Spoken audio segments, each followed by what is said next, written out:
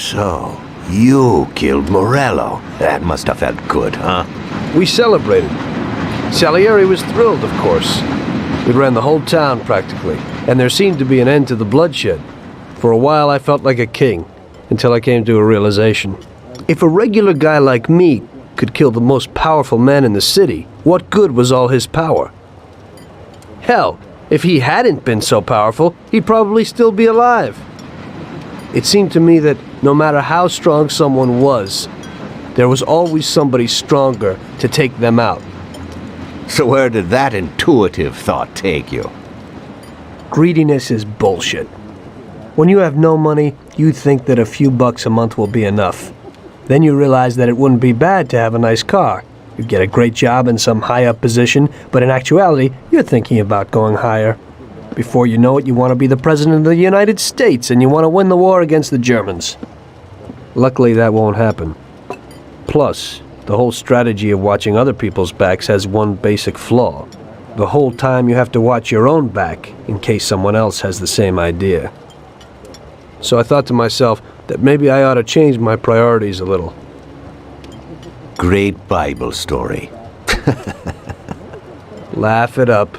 You know where it got me in the end. This.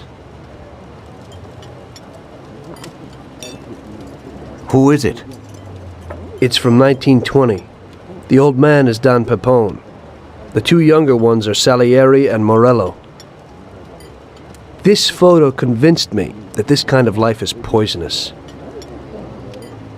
Morello and Salieri were friends, and they were both commanders of Pepone's regime. But in the 1920s, they got Don Pepone killed because of some deal. Strangely enough, Salieri still admires the guy now.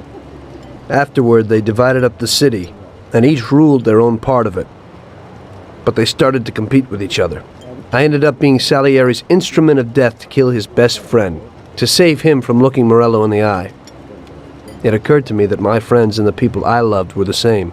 Someday I'd turn to Paulie and be looking straight down the barrel of a gun. I couldn't be sure of anybody, above or below me. But you were risking your life every day. Being a sharpshooter for the Mafia ain't no bed of roses the way you tell it. It's different when you're living it. When you're full of energy and you're fighting for your life with someone who's like your brother. You're just two soldiers who know what needs to be done, and it all depends on your ability to survive. It's a war. The constant feeling that you can't even trust your best friend is terrible. You are alone, and death can come from anywhere.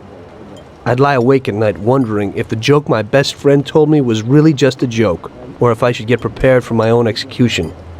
A person needs someone he can trust.